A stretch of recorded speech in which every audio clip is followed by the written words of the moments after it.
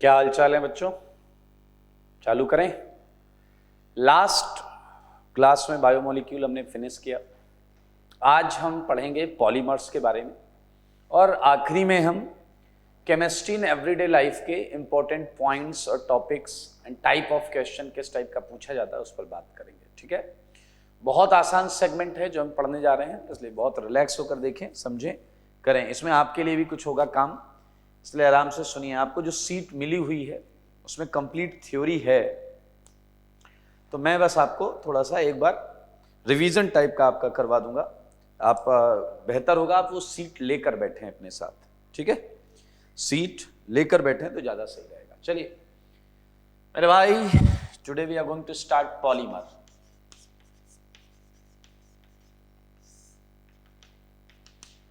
Polymer, poly मतलब होता है बहुत सारे, मर मतलब मॉलिक्यूल से बना हुआ। पॉलीमर का मतलब क्या होता है बताइए? बहुत सारे मॉलिक्यूल से बना हुआ। ठीक है, जैसे मोनोमर, मोनोमर होता है सिंगल मॉलिक्यूल। डाइमर दो मॉलिक्यूल से बना हुआ डाइमर। ट्राइमर तीन से बना हुआ ट्राइमर। टेट्रामर चार से बना हुआ टेट्रामर। पॉलीमर बहुत सारी यूनिट से बना हुआ पॉलीमर। ठीक है, तो पॉलीमर की एकदम सिंपल सी डेफिनेशन है। तो इसे हम कैसे लिख सकते हैं बताइए? यहां पर हम लिख सकते हैं a large molecule formed by many small repeating units। ध्यान से सुने, पॉलीमर को हमने कैसे एक्सप्लेन किया है। Large molecule formed by many small repeating units. ठीक है मेरे भाई, पूरा इस चैप्टर में पॉलीमर का क्लासिफिकेशन ही है जिसे हम ध्यान से समझेंगे। आइए तो मेरे भाई, शुरुआत होगी कहां से? बताओ बताओ बताओ। Types of polymer. Types of polymer. ठीक है मेरे भाई, पॉलीमर को बेसिकली दो पार्ट में, दो टाइप में देखा जाता है। सारे लोग ध्यान से देखें। एक टाइप है, सारे लोग देखिएगा, first type is homopolymer. Homopolymer बहुत आसान है, ये आप आसानी से कर पाएंगे इसे। सेकेंड कैटेगरी है कोपॉलीमर।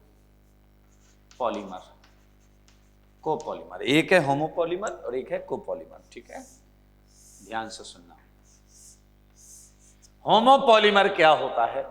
ऐसा पॉलीमर जिसकी रिपीटिंग यूनिट जो है वो सेम हो, सिंगल रिपीटिंग यूनिट हो और वही बार बार रिपीट कर रही हो, तो मैं यहां पर लिख सकता हूं okay, when polymer is made of single repeating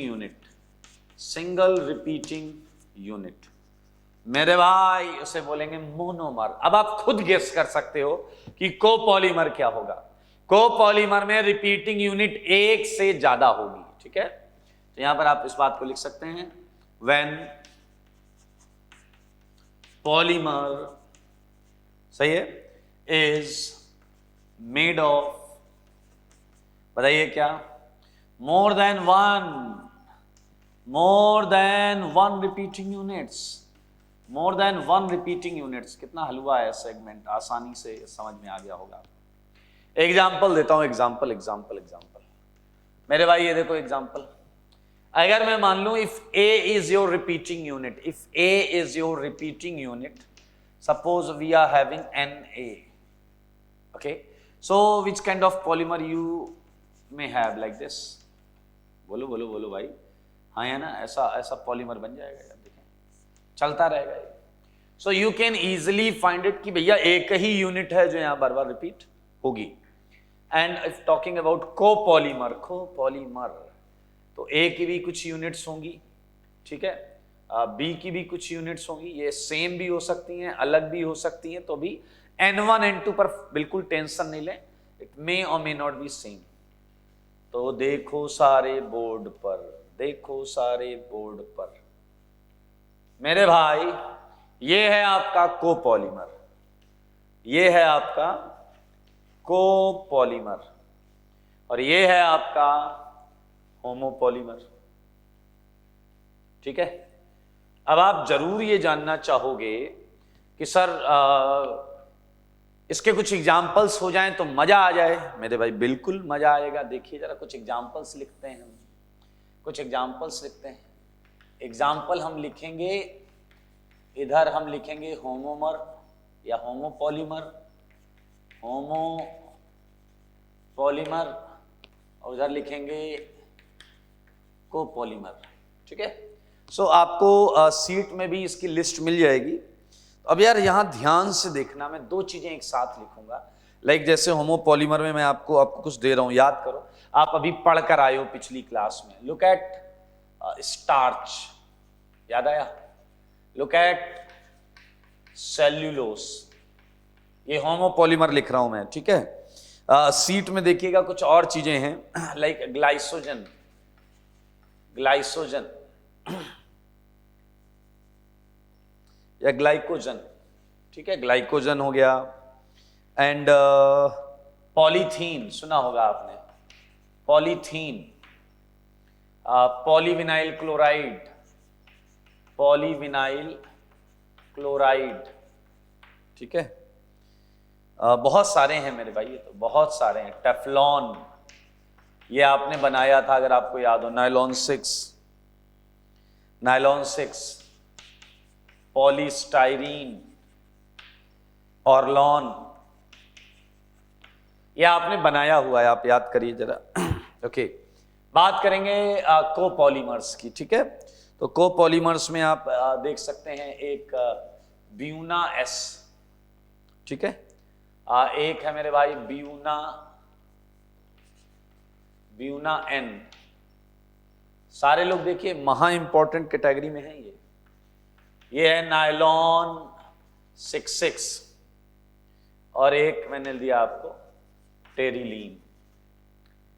अब मेरे भाई जरा ध्यान से सुनो, इसमें से कुछ पॉलीमर आपने पढ़े हुए हैं। लाइक स्टार्च का आपको मोनोमर याद होगा, ग्लूकोस, सेल्यूलोस का ग्लूकोस, केवल ग्लूकोस यूनिट ही थी जो रिपीट हो रही थी बार बार, आप देख सकते हैं।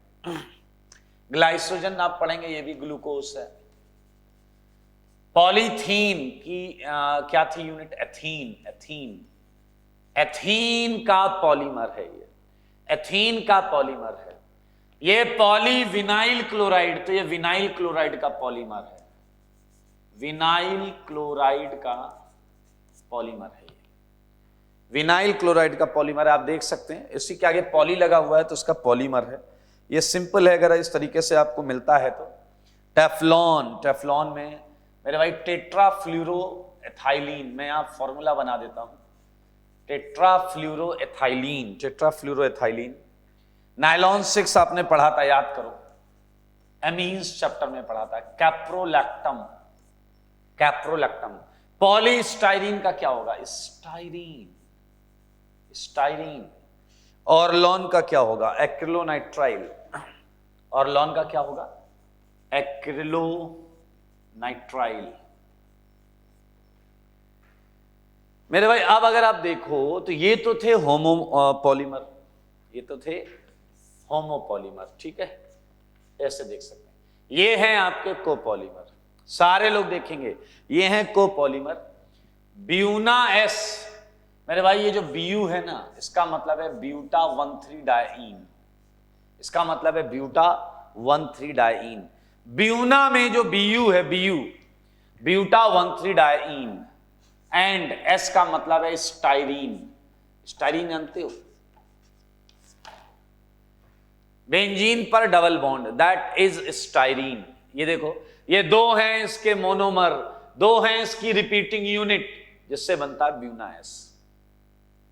सेम ब्यूना एन कर सकते हो आप, इसमें भी बीयू का मतलब वही है, ब्यूटा 1,3 डाइईन, बिल्कुल सेम। एंड एन का मतलब है एक्रिलोनाइट्राइल, CN। देख लें आप, आपको दिख गया। नायलॉन 6 को समझेंगे ध्यान से। नायलॉन 66 में मेरे भाई दो ऐसे मोनोमर होते हैं, एक होता है adipic acid CH2 COOH, this is your adipic acid. आप देख सकते हैं इसमें 6 कार्बन है। और मेरे भाई होता है हेक्सामिथाइलिन डायएमीन, हेक्सामिथाइलिन डायएमीन, सारे लोग देखेंगे हेक्सामिथाइलिन एंड डायमीन। करें,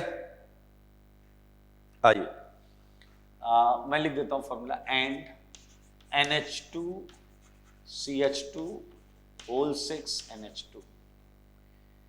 मेरे भाई जो टेरिलीन है, टेरिलीन, इसी को डेक्रॉन भी बोलते हैं। Terylene is also known as Dacron. And इसका जो मोनोमर है वो मैं आपको बताता हूं। एक तो है टर्थैलिक एसिड, एक है टर्थैलिक एसिड एंड एथिलीन ग्लाइकॉल। मेरे भाई ये होमोपॉलीमर हैं जिसमें एक ही रिपीटिंग यूनिट है, बाकी वाले कोपॉलीमर हैं जिसमें एक से ज्यादा रिपीटिंग यूनिट है। तो ये तो हो गया first first type of polymer.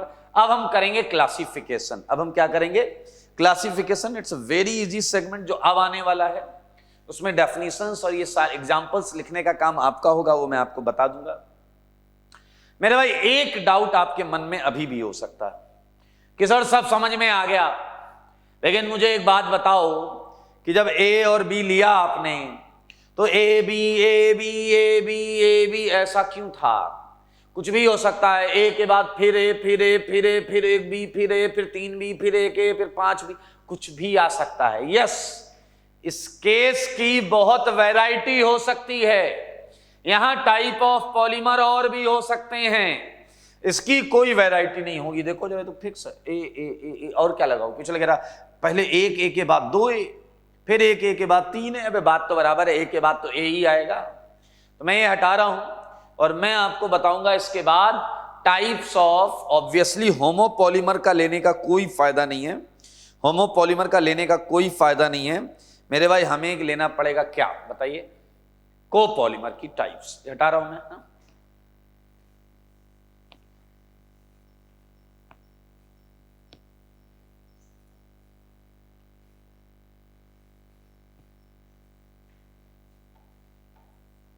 ये सारे मोनोमर पॉलीमर आपके दिमाग में रहने चाहिए। ट्रिक बना लो कैसे भी, मोनोमर पॉलीमर आपके दिमाग में रहने चाहिए।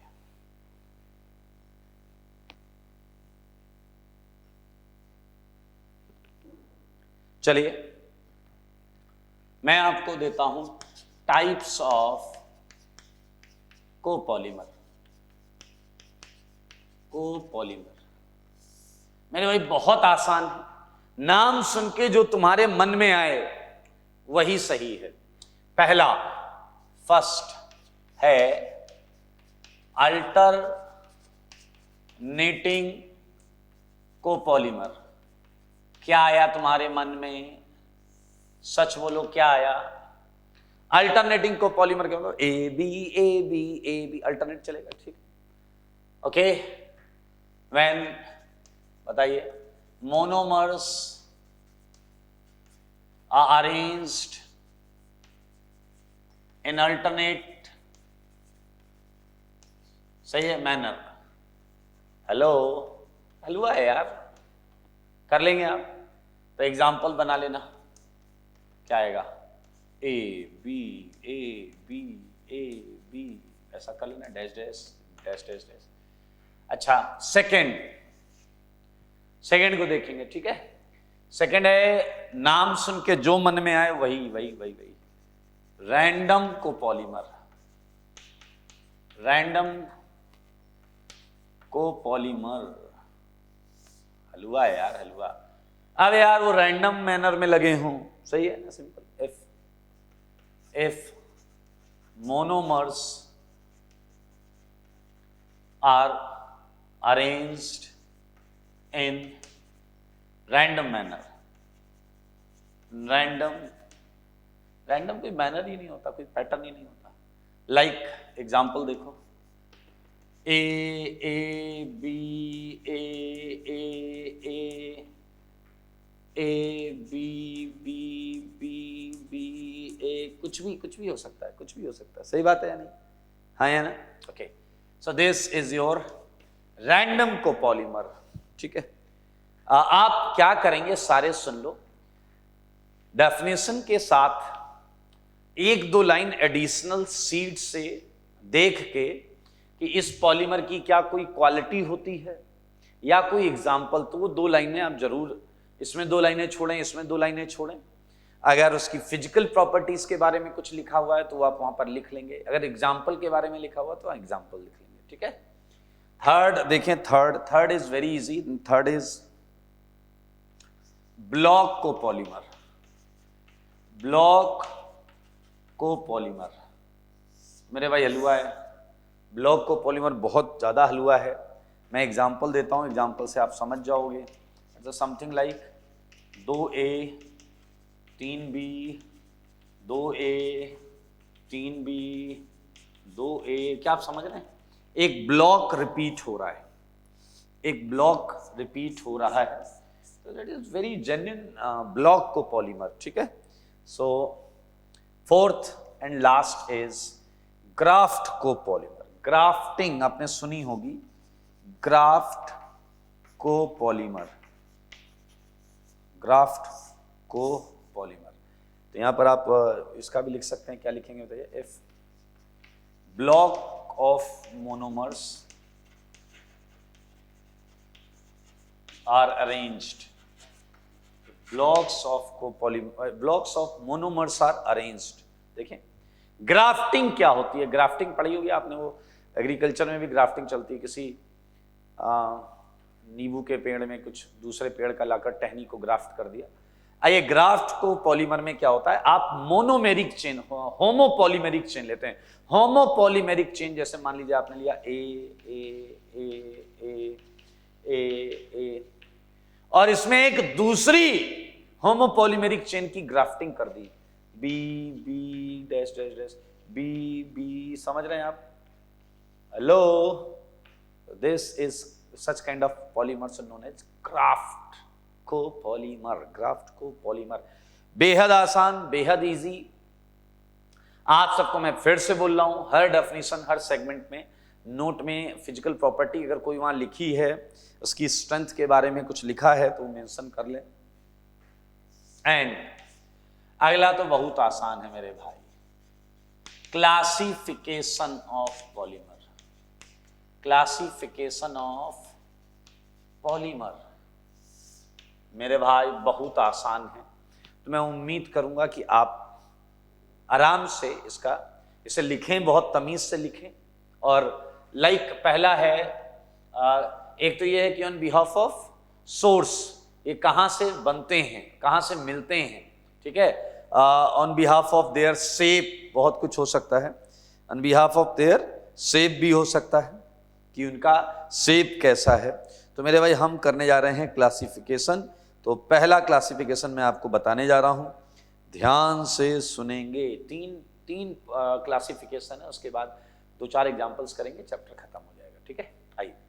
पहले है classification based upon source, based upon source. चले मेरे भाई, ये तो आपने उधर एमिनो एसिड में भी किया है। तो एक मिला है आपको नेचुरल पॉलीमर, नेचुरल पॉलीमर। बताइए क्या होगा? Polymers obtained from nature, natural polymer. Definition कितनी आसान है यार। अगला है synthetic polymer, man made polymers, man made polymers known as synthetic polymer. अगला है सेमी सिंथेटिक पॉलीमर। बोलो भाई, सारे बोलो, सेमी सिंथेटिक पॉलीमर। तो आसान है या नहीं, ये बताइए। नेचर से जो मिल रहे हैं वो natural polymer, man made polymers जो हैं वो synthetic polymer. Natural and man made polymers से जो बनाए जाएं वो सेमी सिंथेटिक पॉलीमर, वो सेमी सिंथेटिक पॉलीमर। तो आप ये लिख सकते हैं ऑब्टेन्ड फ्रॉम नेचर, नेचर से मिलने वाले, नेचर से मिलने वाले नेचुरल पॉलीमर्स। मेरे भाई कई ऐसे पॉलीमर्स हैं जो आपको पता है नेचुरल होते हैं, लाइक उनमें मैं कुछ आपको बताता हूं। प्रोटीन होते हैं, न्यूक्लिक एसिड्स होते हैं जो हमने पढ़े भी हैं। मैं यहाँ कुछ एग्जांपल्स लिख देता हूँ। एग्जांपल्स में like nucleic acids, nucleic acids, protein, protein, और बताऊं सिल्क, सिल्क, सिल्क भी एक पॉलीमर है मेरे भाई। और बताऊं आपको नेचुरल रबड़ आपने सुना होगा, मैं इसे थोड़ा नीचे कर लेता हूं। प्रोटीन हो गया, सिल्क हो गया, नेचुरल रबड़ बहुत फेमस है, नेचुरल रबड़। एक और आता है पॉलीमर गट्टा पर्चा, गट्टा पर्चा, ठीक है। एंड कार्बोहाइड्रेट्स भी होते हैं, सम पॉलीसैकेराइड्स जो नेचुरल होते हैं, ठीक है। तो मेरे भाई ये हैं पॉलीसैकेराइड्स, ये हैं नेचुरल पॉलीमर्स। आइए जरा ध्यान से देखें। सेकंड क्या था ये बताइए? Synthetic, synthetic polymer. Synthetic polymer में बता दीजिए एक लाइन में क्या क्या लिखेंगे? मैन मेड पॉलीमर्स, मानते हो या नहीं? Man made polymers. मेरे भाई मैन मेड पॉलीमर्स में आपको पता है पॉलीथीन वॉलीथीन जैसी चीजें ही इंसानों ने बनाई हैं। पॉलीस्टाइरीन, पॉलीथीन, ये सारी चीजें हैं। तो मेरे पास जितने हैं वो मैं बता देता हूं आपको एग्जाम्पल के तौर पे। अगर बात की जाए एग्जाम्पल के तौर पर तो पीवीसी, ठीक है, पीवीसी, नायलॉन 6, नायलॉन 66, ठीक है, नायलॉन 610, टेरिलीन, बहुत कुछ है यहाँ पे। नायलॉन, नायलॉन 610 भी आएगा, 610, पॉलीस्टाइरीन, पॉलीस्टाइरीन, डेक्रॉन, याद है, याद है डेक्रॉन, ठीक है। हटा देता हूं, इसे भी हटा देता हूं, सब जो रास्ते में आएगा हटा दूंगा मैं। डेक्रॉन, पॉलीथीन लिख लो, पॉलीथीन, पॉलीस्टाइरीन हो गया। क्या लिखना है अपने को? पॉलीथीन, पॉलीथीन, ये देखिए, ये सारे मैन मेड पॉलीमर्स हैं। अब है मेरे भाई सी, सी वाला क्या था बताइए? Semi synthetic polymers. बताइए जरा क्या था? एक तो था मेड ऑफ, बोलो, made of natural and synthetic, of natural and synthetic polymers. Synthetic polymers आप देख सकते हैं, अगर इनसे बनाओगे मेरे भाई, आपको मैं बता रहा हूं, सारे लोग ध्यान से सुन लें, इनके एग्जाम्पल्स जो हैं वो आपको सीट में मिल जाएंगे। सेल्यूलोस के कंपाउंड्स होते हैं basically, like cellulose nitrate, cellulose nitrate, cellulose xanthate, cellulose xanthate, cellulose acetate, ये आप सीट से देख लीजिएगा। तो ये था पहला क्लासिफिकेशन, एकदम हलवा। 3 क्लासिफिकेशन है, दूसरा क्लासिफिकेशन तो चालू होने से पहले खत्म हो जाएगा, देखना देखना देखना। दूसरा क्लासिफिकेशन है based upon shape, based upon shape. Shape कैसा है उसका? शेप, शेप कैसा हो सकता है बताइए? लीनियर हो सकता है, ब्रांच चेन हो सकता है, और क्रॉस लिंक्ड हो सकता है। मेरे ख्याल से तुम नाम से ही समझ लोगे सब कुछ। Linear, branch chain and cross linked. मेरे भाई बहुत हलवा सेगमेंट है ये। ए है आपका लीनियर पॉलीमर, बी है आपका branched chain polymer, branched chain polymer, and C वाला है, लास्ट वाला है cross link polymer, cross link polymer. मेरे भाई आप बताओ लीनियर पॉलीमर की डेफिनेशन तुमसे कोई पूछे तो तुम क्या बोलोगे? Polymer whose shape is linear is known as linear polymer, simple सी बात। ब्रांच चेन पॉलीमर की क्या बोलोगे? Polymer whose shape is branched, जिसमें ब्रांचेस हो। क्रॉस लिंक, थोड़ा सा आप ऐसे देख सकते हैं लीनियर पॉलीमर कैसा होगा आपका, they would be like this. And branch chain कैसे होंगे बताइए? ऐसा ब्रांचेस होंगी उसमें, मानते हो या नहीं? हेलो, क्रॉस लिंक्ड पॉलीमर कैसे होंगे? उसमें क्रॉस लिंकिंग्स होंगी। अरे सारी डिजाइन बनी हुई है यार, टेंशन मत लेना। मैं फिर से आप सबको बता रहा हूं, ध्यान से सुन लो। हर हेडिंग में 2 लाइन आपको लिखनी ही लिखनी है।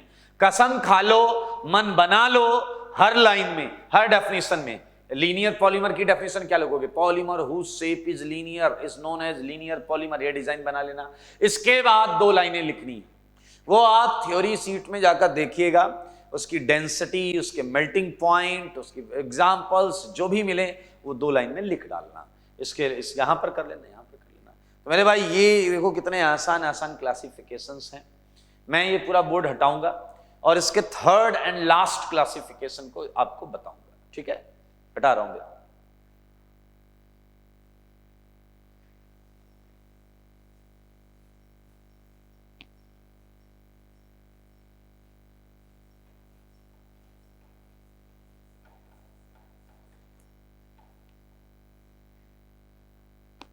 ओके, सो ध्यान से देखेंगे। 3rd क्लासिफिकेशन जो था, 3rd क्लासिफिकेशन है बेस्ड अपॉन सिंथेसिस। सारे लोग देखेंगे, ये इंपॉर्टेंट है, बेस्ड अपॉन सिंथेसिस। इसमें मेरे भाई 2 टाइप के आपको मिलेंगे। फर्स्ट मिलेगा condensation polymer, condensation polymer, condensation polymer. Condensation का मतलब होता है 2 मॉलिक्यूल के बीच से वाटर, अल्कोहल, कोई गैस रिलीज हो जाए, उसे बोलते हैं कंडेंसेशन पॉलीमर। लेकिन सोचने वाली बात यह है कि अगर आपके 2 चीजें आई और ये कंडेंस हुई, अगर तुम्हें याद आ रहा हो एमिनो एसिड में हमने पढ़ा था पेप्टाइड्स, वो कंडेंसेशन पॉलीमर थे। पेप्टाइड्स कंडेंसेशन आइसोमर थे। स्टार्च कंडेंसेशन था, 2 के बीच से जल निकला। सेल्यूलोज कंडेंसेशन था, याद आया आपको? लेकिन कंडेंसेशन पॉलीमर के लिए क्या ये कॉमन सेंस की बात है कि मोनोमर्स में कम से कम 2 फंक्शनल ग्रुप होने चाहिए? ये एक मोनोमर है, उसमें एक फंक्शनल ग्रुप है, तो इधर कंडेंस हो गया। अब उसे उधर कंडेंस होना है तो इधर भी एक फंक्शनल ग्रुप होना चाहिए।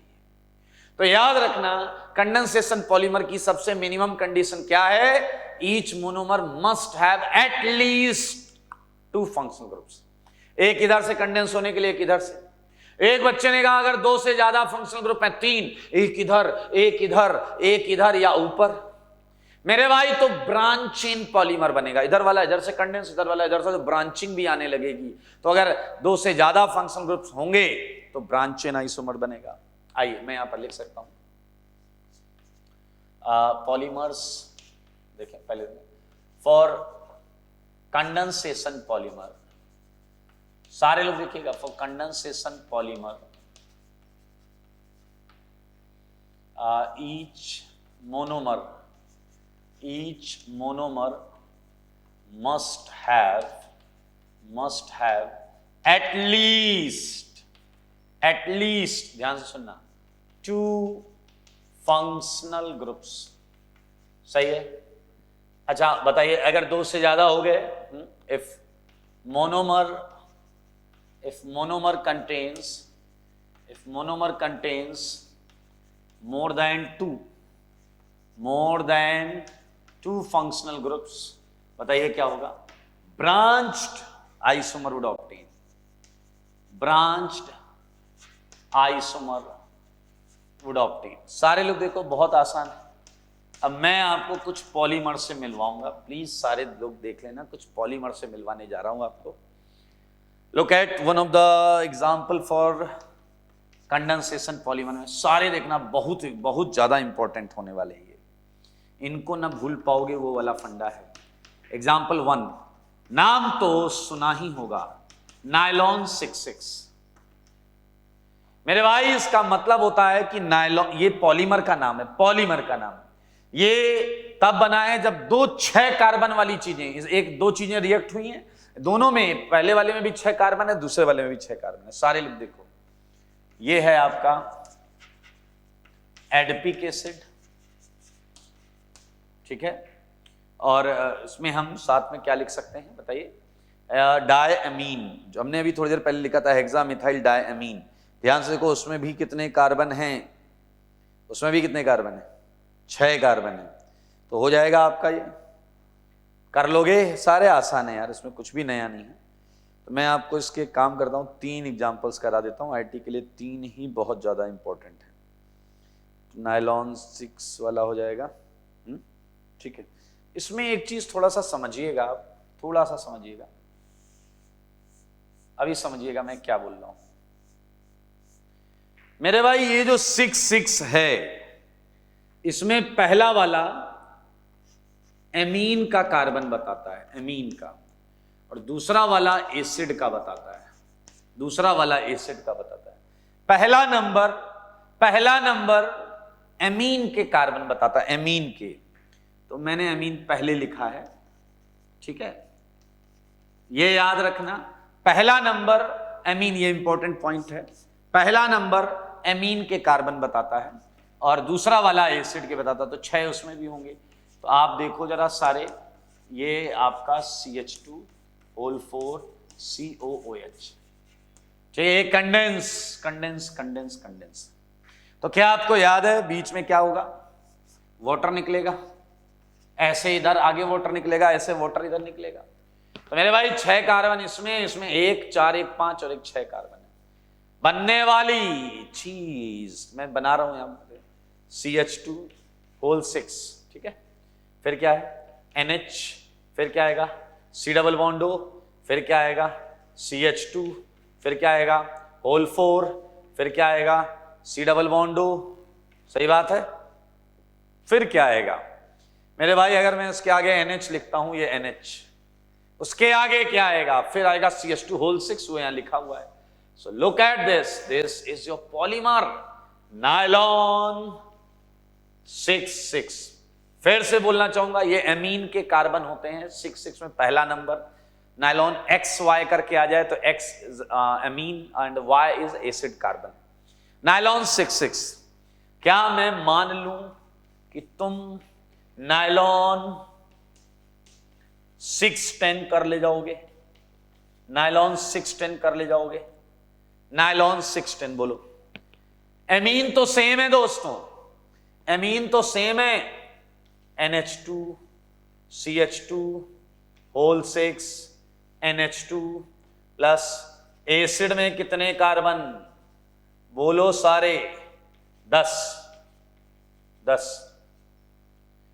तो मेरे भाई क्या आ जाएगा बताइए, क्या आ जाएगा यहां पे, यहां आएगा CH2, देखो ये तो 6 ही रहेगा, बस यहां 10 हो जाएगा, सॉरी यहां 8 हो जाएगा, इस जगह 8 हो जाएगा, CH2 NH CO CH2 8 CO NH, देखो मगर बोर्ड पर, ये है आपका नायलॉन 610।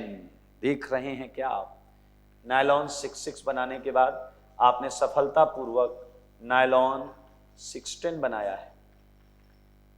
ये दोनों कंडेंसेशन पॉलीमर हैं, देख लो आप, और आप इतने मन से देख रहे हैं तो एक एग्जाम्पल तो और बनता है मेरे भाई, टेरिलीन, या हम इसी को क्या बोलते हैं, डैक्रॉन, ठीक है। सारे लोग देखो ये कोपॉलीमर है, ये सारे कोपॉलीमर हैं, देखें ये भी कोपॉलीमर, ये भी कोपॉलीमर। मेरे भाई ये देखो, ये है टरथैलिक एसिड, देखिए जरा, ये है आपका टरथैलिक एसिड, सही है। और साथ में एथिलीन ग्लाइकॉल। क्या आप देख रहे हो, दो ग्रुप कम से कम हैं, दो ग्रुप कम से कम हैं, इसमें भी दो हैं, इसमें भी दो हैं। अल्टरनेट कंडेंस कराते चले जाओ। क्या आपको पता है ईस्टर आएगा, ईस्टर मैं यहां बना रहा हूं पॉलीमर, ठीक है। तो पॉलीमर क्या बनेगा दोस्तों, थोड़ा सा इसे छोटा कर दें, OH, OH जगह मिल गई अपने को, और क्या है देखो जरा, ये मिला, ये यहां कंडेंस हुआ COO, फिर क्या मिलेगा CH2, सही है। फिर क्या होगा CH2, जगह नहीं है यार भाई, बड़ा फाइट हो रहा है, तो नीचे बनाऊंगा मैं, इतना बड़ा एरो ले लो, यहां बना दूंगा पॉलीमर, ये ऐसा, ये कंडेंस होगा COO CH2 CH2, ये हो गया ना CH2 CH2, और ये O इससे कंडेंस होगा, O कंडेंस होगा OCO। अब बताओ इसके जस्ट आगे बेंजीन आएगी ना, बेंजीन। आप देखो बेटा, ये भी लिखना एक कला होती है, ये भी लिखना एक कला होती है, या तो आप O लिख के C डबल बॉन्ड हो यहां लिख लो, बात तो बराबर ही है ना मेरे भाई। ये वाला पोर्शन ही इसके आगे लगा दो, यही तो मतलब होता है, ये वाला पोर्शन उठा के इसके आगे लगा दो, तो रिपीटिंग यूनिट। ये है आपका डेक्रॉन, चेक कर लो मेरे भाई, ये है डेक्रॉन। आप चाहो तो ये ऑक्सीजन भी उठा के यहां लगा सकते हो, आप चाहो तो ये ऑक्सीजन भी उठा के यहां लगा सकते हो, कोई इश्यू नहीं, ठीक है। तो इसलिए ध्यान से तसल्ली से देखना। तो मेरे भाई महा इंपॉर्टेंट इनमें से दो हैं, एक तो ये मोस्ट इंपॉर्टेंट है और एक ये मोस्ट इंपॉर्टेंट है, टेरिलीन। मैं उम्मीद करता हूं कि कंडेंसेशन पॉलीमर में एक होमोपॉलीमर कराता हूं आपको, एक होमोपॉलीमर कराता हूं, नायलॉन 6। नायलॉन 6 बात उन दिनों की है जब आप एमीन्स में कैप्रोलैक्टम पढ़ रहे थे, याद आया क्या, बोलो सारे मेरे भाई। यहां मैं CH2 CONH ये बनता था पॉलीमराइज होकर, कंडेंस होकर, इट वाज नायलॉन 6। इसमें एक ही ये होमोपॉलीमर है, आप देख सकते हैं, नायलॉन, क्या लिख रहा हूं, नायलॉन, अरे यार NY, नायलॉन 6। ये 4 बैक टू बैक आपके सामने कंडेंसेशन पॉलीमर है, आप देख लीजिए, कंडेंसेशन पॉलीमर है, आप देख सकते हैं, कोई दिक्कत वाली बात नहीं है इसमें, ठीक है। हो गया कंडेंसेशन पॉलीमर। मेरे भाई एक एग्जांपल कंडेंसेशन का और कर लो तो मजा आ जाएगा फिर, ठीक है। हटा दो इसे, 4 करें ना अपन ने यहां पे।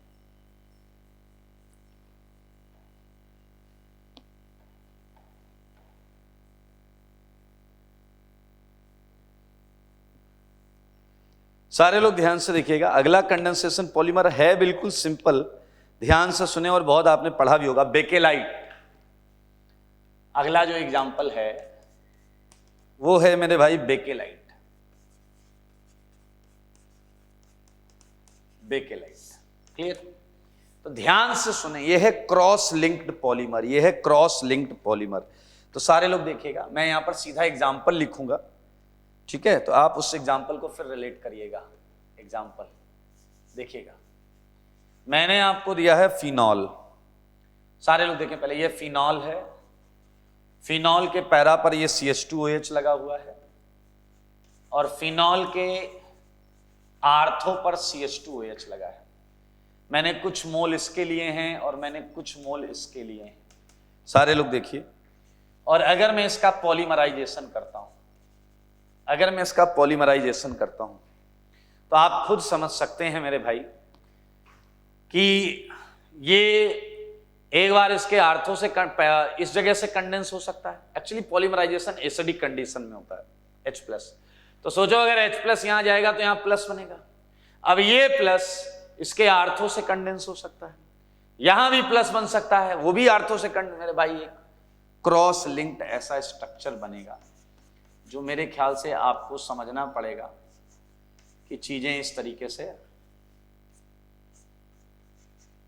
देखें आप देखें, ये इधर से जुड़ेगा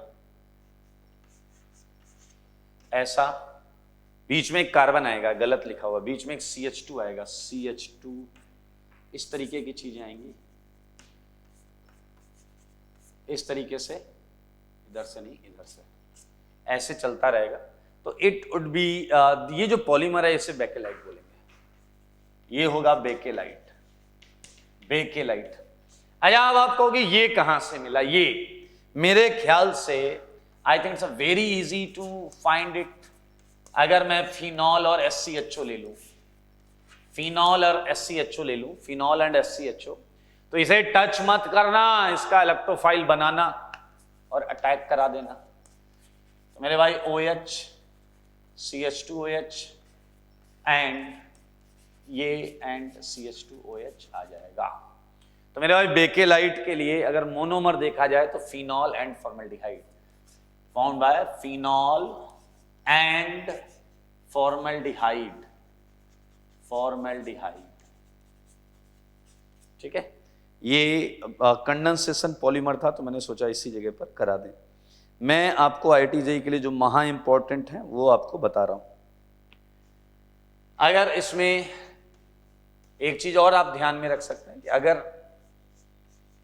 केवल आर्थो वाले को हम पॉलीमराइज करें, केवल आर्थो वाले को, तो आई थिंक आपको ऐसा दिखेगा कि ये जुड़ता चला जा रहा है, एंड इस पॉलीमर को हम बोलते हैं नोवोलैक, सही है। तो पॉलीमर अगेन मैंने 2 ही यूनिट बनाई है, बट ये यूं ही चलता रहेगा, ठीक है। So it was the first type of formation, condensation, and second is what बताइए, एडिशन पॉलीमर। अरे भाई अब बाकी बचे हुए पॉलीमर इस कैटेगरी में, तो ये मैं हटा देता हूं, और अगली कैटेगरी है एडिशन पॉलीमराइजेशन।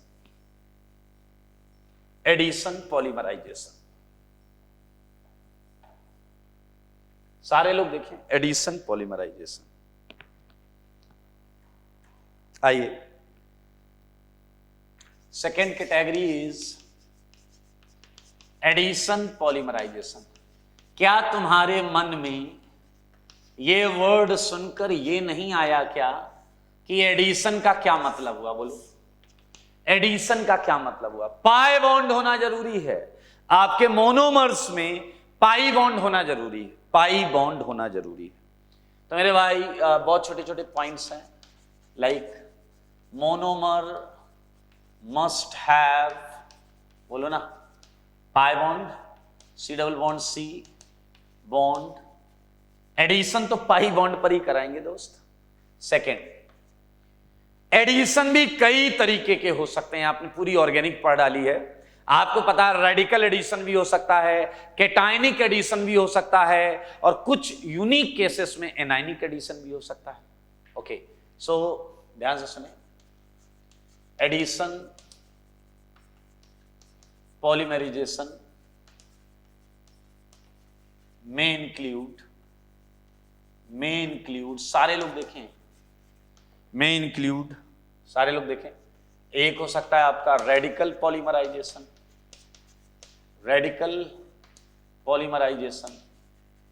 हो सकता है भाई, बिल्कुल हो सकता है। एक हो सकता है आपका कैटायनिक पॉलीमराइजेशन, बोलो हो सकता है या नहीं।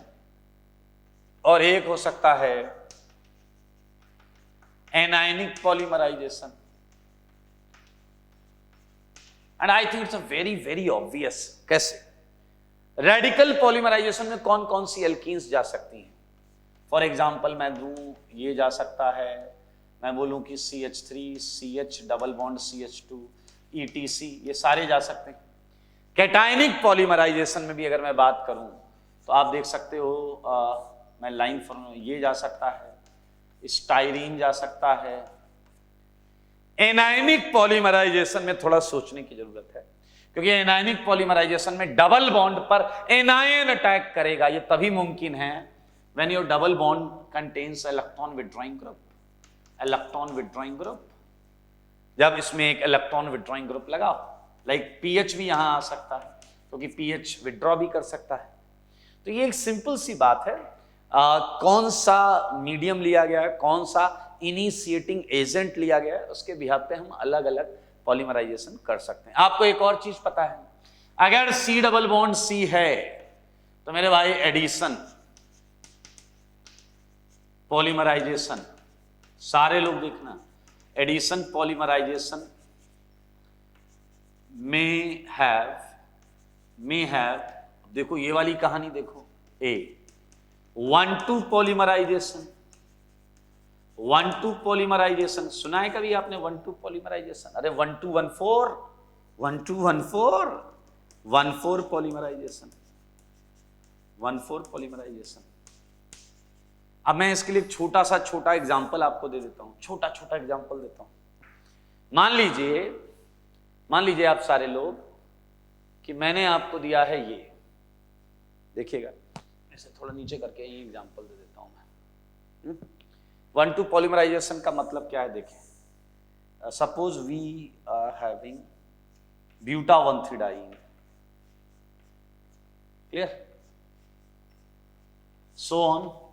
So look at this is 1 2 1 2 1 2 and so on. So I think it's the easiest. So what would happen, ये यहां अटैक करे, ये यहां अटैक करे, so what would you get? 1,2 addition हो रहा है मेरे भाई, ये डबल यहां रहेगा, ये एक नई बॉन्ड बनेगी, देखो सारे, ये एक नई बॉन्ड बनेगी और ये भी इधर से एक नई बॉन्ड बनाएगा। आई थिंक सही है, ये कार्बन इंक्लूड हो गया, इसी को उठा के यहां रख दें। Look at this is polymer, this is 1,2 polymer, 1,2 polymerization. दिखा क्या आपको 1,2 पॉलीमराइजेशन? मेरे भाई रिपीटिंग यूनिट है ना, इसके सामने यही वाला पोर्शन उठा के यहां रख दो तो वही बनता चला जाएगा। And 1,4, I think everyone knows about 1,4 polymerization, 1,4 polymerization. और कुछ ना बताया जाए तो हम क्या करते हैं, 1,4, look at 1,4, double double double double double double, look at 1 2 3 4, 1 2 3 4, 1 2 3 4, ये इधर, ये इधर, ये इधर, ये इधर, ये इधर, ये इधर। आप देखो 1,4 से जुड़ता चला जाएगा, मतलब इसका 1 आगे वाले 4 से जुड़ता चला जाएगा, ऐसा सब में होगा। और 2-3 पर नई नवेली बॉन्ड आएगी, 2-3 पर नई नवेली बॉन्ड आएगी। आप देख सकते हैं ब्लू से मैंने नई वाली बॉन्ड बनाई है। क्या आप देख पा रहे हैं कि ये 2 नई नवेली बॉन्ड्स हैं जो आगे पीछे इस तरीके से जुड़े होंगे। And this is whole N, ये है 1,4 पॉलीमर, 1,4 एंड 1,2 पॉलीमर। तो I think it's a easy segment. अब मैं आपको कुछ एग्जांपल्स कराऊंगा एडिशन पॉलीमराइजेशन के। Okay, so let's start it with few examples. And ये जो एग्जांपल्स हैं क्या है भाई, देखें सारे लोग बहुत बहुत ज्यादा इंपॉर्टेंट एग्जांपल्स होंगे। पहला है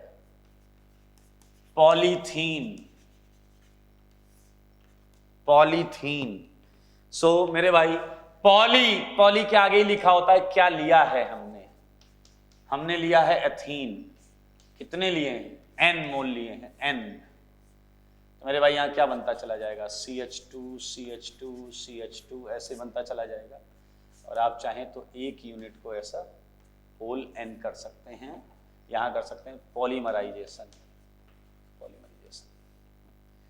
सारे सुन लो, ये है पॉलीथीन। बिल्कुल उसी तरीके से पाई बॉन्ड घूमता गया होगा और एडिशन होता जाएगा। ये है पॉलीथीन, देखते रहो।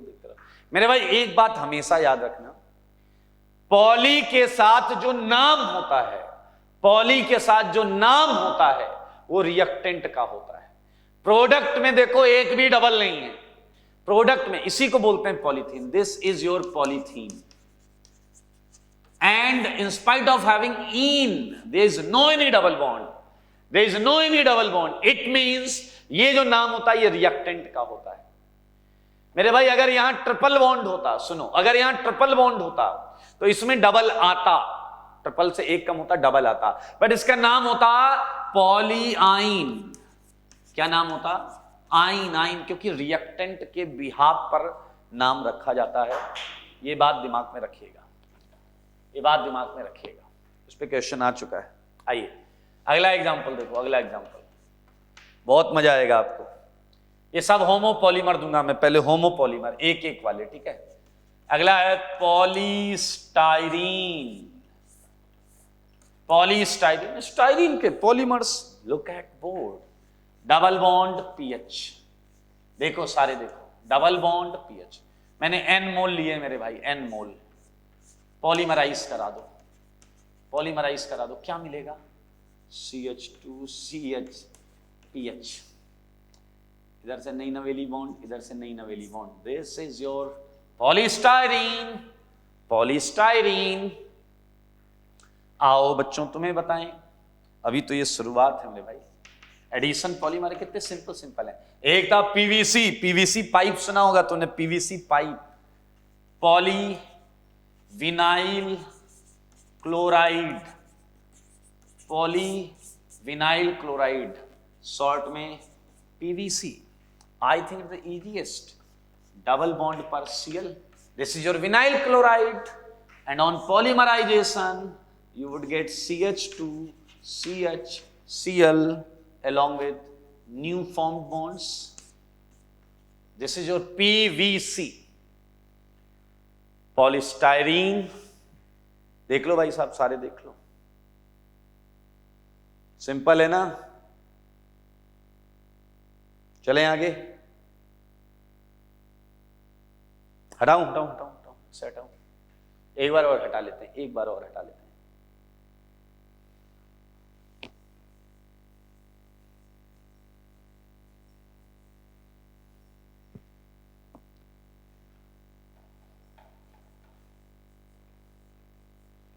हमने 3 पढ़ लिए ना, 3 homopolymer. Look at fourth, look at fourth, आ जाइए। एक एग्जांपल और देखो, मैंने शुरुआत में इसका नाम लिखाया था ऑर्लोन। ऑर्लोन मेरे भाई नाम थोड़ा सा अलग सा है, बाकी बहुत आसान है। CN, इसके N मॉलिक्यूल्स लो, पॉलीमराइज कराओ, जवाब पाओ, इंजॉय करो। लो एक्रिलोनाइट्राइल, ये है ऑर्लोन, ऑर्लोन, और ये है एक्रिलोनाइट्राइल, एक्रिलोनाइट्राइल, पॉली एक्रिलोनाइट्राइल को ही हम बोलते हैं Orlon. These are your homopolymer. Simple एक पाई बॉन्ड थी, अब देखो तुम्हें मजा आने वाला है, अब देखिएगा मजा आने वाला है मेरे भाई। जनरलाइज्ड करूंगा लेकिन बहुत ज्यादा इंपॉर्टेंट है ये, मोस्ट इंपॉर्टेंट। अगर मैं आपको एक कंपाउंड दूं, सारे लोग देखिए, double bond and this is G, G G G, और आप इसे पॉलीमराइज करें, कौन सा? 1,4 polymerisation.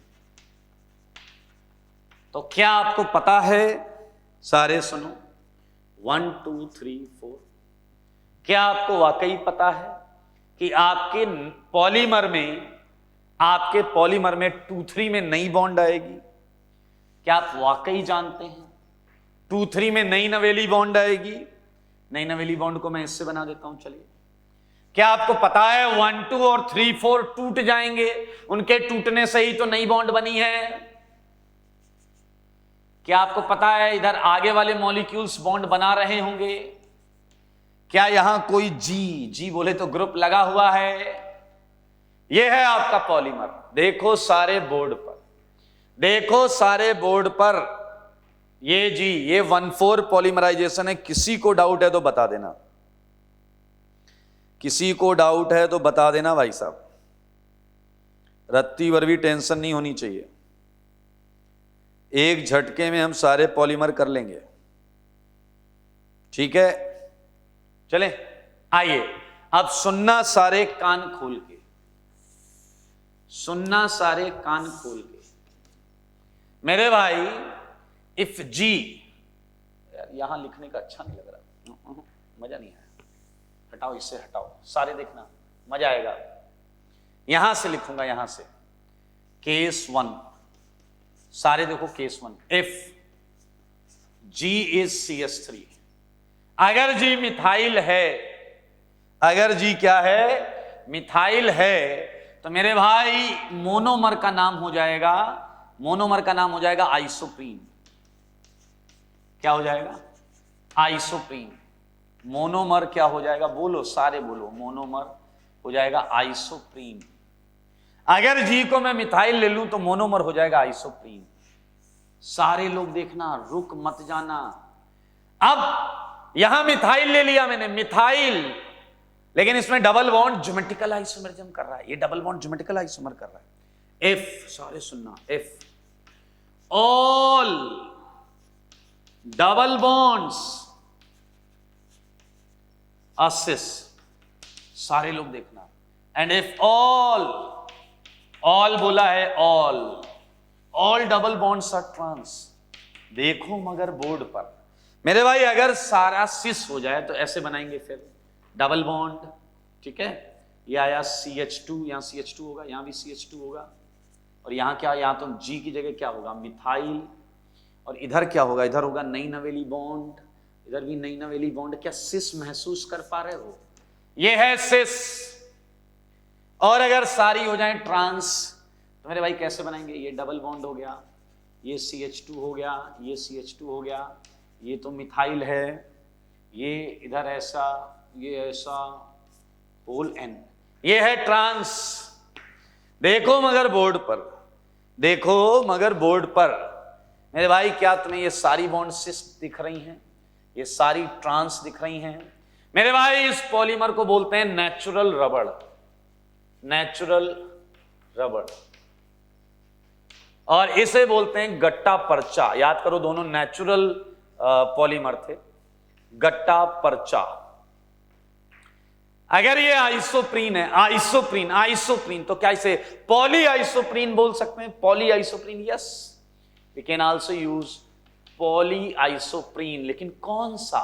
Sis, cis poly isoprene is natural रबड़, and trans poly isoprene is gutta percha, gutta पर्चा। एक और एग्जांपल बनेगा भाई, ऐसे नहीं, नाराज मत हो यार। केस 2 मेरे भाई, अगर जी को मैं ले लूं क्लोरीन, जी को मैं क्या ले लूं? क्लोरीन। अगर जी से, तो CH3 की जगह Cl लगा देंगे, लेकिन इफ जी इज Cl तो मेरे भाई मोनोमर हो जाएगा तुम्हारा क्लोरोप्रीन, क्लोरोप्रीन, ये मोनोमर हो गया। एंड सारे लोग प्लीज सुने, if all bonds are trans, all double bond, all double bonds are trans, तो मेरे भाई आप देखें बनने वाली चीज में क्या होगा, शायद आपको दिख रहा हो, ट्रांस बनाना है ना, CH2, और यहां है Cl, ये इधर, this is the polymer known as chloroprene है, ये है आपका नियोप्रीन, इसका नाम क्या है? Neoprene, neoprene. अभी तक आप एडिशन पॉलीमराइजेशन में पढ़ रहे हैं, ये सारे के सारे कौन से हैं? होमोपॉलीमर, एक ही यूनिट है, एक ही मोनोमर है, वो रिपीट हो रहा है। तो मेरे भाई 3 एग्जाम्पल उधर किए थे, चौथा ये, 5वां, छठा, 7 एग्जाम्पल हो गए एक तरीके से। 2 और कराऊंगा भाई साहब, नहीं ऐसा नहीं, 2 तो और करना पड़ेगा यार, है 2 एग्जाम्पल और देखो, एडिशन ही है, वो भी एडिशन है मेरे भाई, वो भी एडिशन है, मजा आएगा आपको। देखिए, महा इंपॉर्टेंट, भूल ना पाएंगे ऐसा वाला है, ब्यूना, सारे लोग देखें, ब्यूना एस,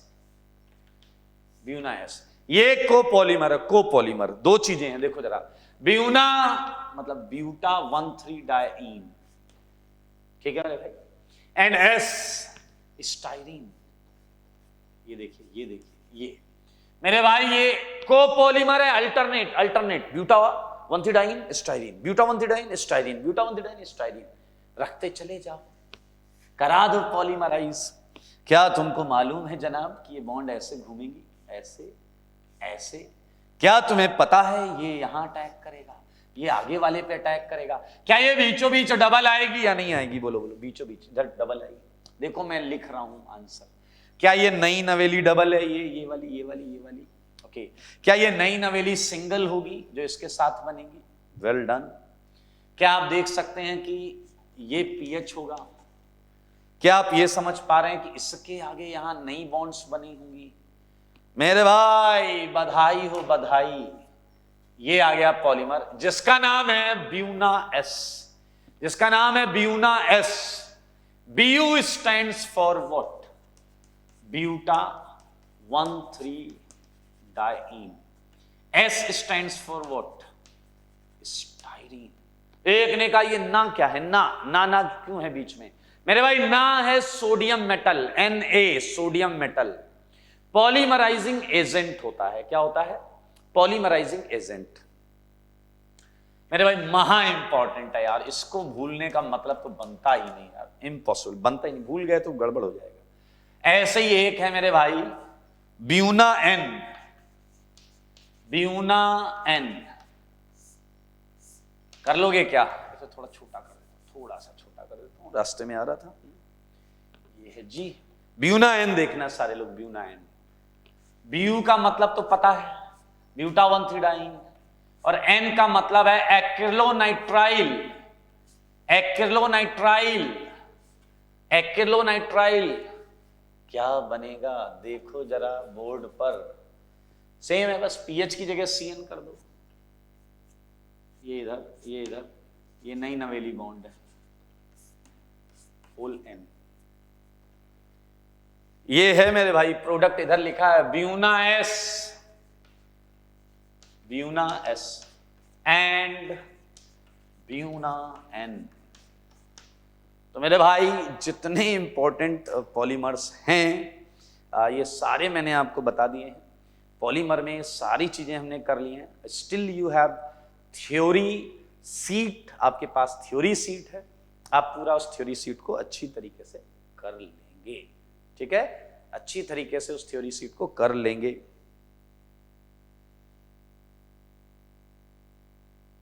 ठीक है, हटा दिया जाइए। 5 मिनट हम केमिस्ट्री इन एवरीडे लाइफ के इंपॉर्टेंट टॉपिक आपको बता देते हैं। तो ये हटा रहा हूं मैं पहले, देख लीजिए, बड़ा मजेदार सुंदर लग रहा है। बहुत अच्छे अच्छे क्वेश्चन बन सकते हैं यहां पर। प्रोडक्ट पॉलीमर देकर, पॉलीमर में डबल बॉन्ड है तो उसकी ओजोनोलिसिस टाइप कुछ करवा दीजिए। ओजोनोलिसिस करवा के, अगर मैं बताऊं मैं पॉलीमर की ओजोनोलिसिस प्रोडक्ट आपको दूं, अगर मैं किसी पॉलीमर की ओजोनोलिसिस प्रोडक्ट दूं और आपसे मोनोमर पूछूं तो रिवर्स चलना पड़ेगा ओजोनोलिसिस में, जैसा आपने सीखा है। ठीक है मेरे भाई, आपकी 12th NCERT में एक चैप्टर है केमिस्ट्री इन एवरीडे लाइफ। ठीक है, आई होप आपको पता होगा। एक सेकेंड। तो इसमें बेसिकली जो पॉइंट्स हैं, जो टॉपिक्स हैं, मैं बता देता हूं। क्या है कि केमिस्ट्री इन एवरीडे लाइफ, मैं थोड़ा सा आपको आइडिया दूंगा कि आपको कैसे करना है केमिस्ट्री इन एवरीडे लाइफ। ठीक है, जैसे आप इसे पढ़ेंगे तो इसमें शुरुआत में ड्रग्स है, पीछे लगे रहे मजा आ गया। अबे डेफिनेशन है, शुरुआत में ड्रग्स की डेफिनेशन है। ठीक है, ड्रग्स क्या होता है, क्लासिफिकेशन है, फिर ड्रग्स के बाद उसका क्या आ जाएगा, क्लासिफिकेशन आ जाएगा। ठीक है, क्लासिफिकेशन ऑफ ड्रग्स। तो यहां से थ्योरेटिकल क्वेश्चन आ सकते हैं, विच स्टेटमेंट इज करेक्ट और इनकरेक्ट। तो ये एक बार आप यहां पर ध्यान से देख लीजिएगा। मेन सेगमेंट्स पर मैं आता हूं, जो सबसे ज्यादा है वो है different uses of drugs. Drugs के जो यूजेस हैं, ये एक इंपॉर्टेंट सेगमेंट है जिस पर आपको ध्यान देना होता है। डिफरेंट यूजेस ऑफ ड्रग्स, ठीक है। तो जैसे मैं आपको एक मेरे भाई हर साल क्वेश्चन आया है यहां से मेंस में एंटासिड्स, ठीक है। अब इसमें क्या है, एंटासिड्स में NaHCO3 हुआ, या फिर एल्यूमिनियम मैग्नीशियम हाइड्रोक्साइड का मिक्सचर हुआ, तो ये यूज कर सकते हैं। एंटासिड्स आपको पता है कि आपके स्टमक में अगर एक्सेसिव एसिड बनता है तो प्रॉब्लम क्रिएट होती है, तो ये पुराने टाइम में हम ये लेते थे उस एसिडिटी प्रॉब्लम को सॉल्व करने के लिए, ठीक है। तो मेरे भाई ऐसे कई सारी कैटेगरीज बनती चली जाएंगी। एक और है एंटीहिस्टामिन्स। तो मेरे भाई आपको क्या करना है, जैसे आपने एंटासिड्स में 2 एग्जांपल समझ लिए, नाम याद कर लिया, कहीं पूछा जाएगा तो हम टिक कर देंगे। वैसे एंटीहिस्टामिन्स जो हैं इनके डब्बे के अंदर बने हुए हैं रेंटिडीन, हिस्टामिन, सिमिटडीन। मेरे भाई यही आता है सीधा, ये इस चैप्टर का क्वेश्चन एनसीईआरटी से बाहर आज तक नहीं आया। तो मैं फिर से बोलूंगा, जैसे इनके एग्जांपल्स प्लीज, ये सब आपके उसमें डब्बे में बॉक्स में लिखे हुए हैं। एंटीहिस्टामिन्स। इसके बाद अगर हम बात करें तो ट्रंकुलाइजर्स जो हैं, ये आप प्लीज ट्रंकुलाइजर्स के भी एग्जांपल्स उसी तरीके से आपको करने हैं। एनाल्जेसिक, पीछा लग रहा हमें चाहिए पेन किलर। एनाल्जेसिक में सबसे पॉपुलर जो है वो है पैरासीटामोल एंड एस्प्रिन, दर्द निवारक। मेरे भाई एनाल्जेसिक जो है दर्द निवारक, पेन किलर, इन्हीं को 2 पार्ट में बांटा गया है। एक है आपका नारकोटिक ड्रग्स और एक है एंटी नारकोटिक ड्रग्स, ठीक है। तो मेरे भाई नॉर्मल यूज में हम एंटी नारकोटिक ड्रग्स लेते हैं, नॉर्मल यूज में। तो अगर हम बात करें, या एंटी की जगह नॉन नारकोटिक्स कर लें, वो ज्यादा अच्छा है, नॉन नारकोटिक्स ड्रग्स। तो इसमें जैसे आपको मैं बता दूं, एस्प्रिन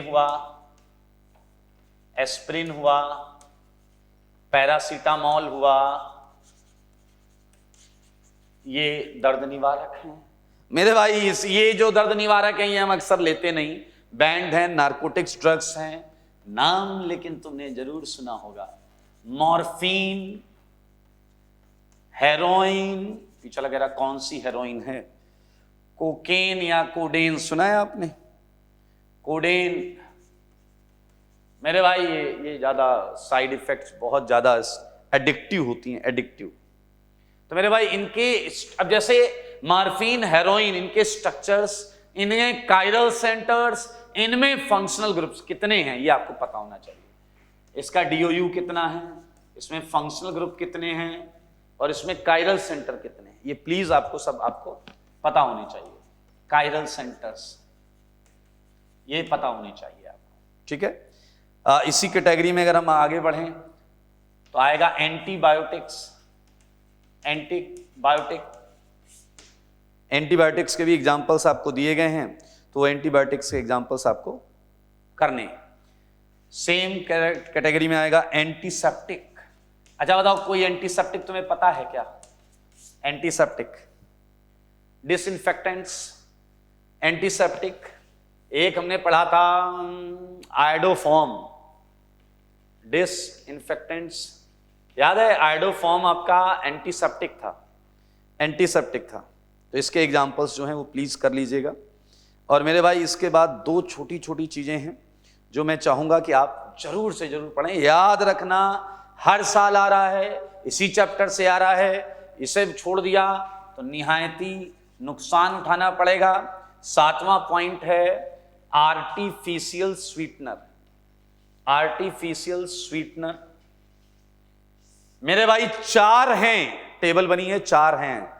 एस्पार्टेम और आपका एक है आपका सैक्रीन, ठीक है। ये चारों की वैल्यू दी हुई है, किसकी जो स्वीटनेस है वो क्या है। तो इसे सुक्रालोस, ये भी है इसमें।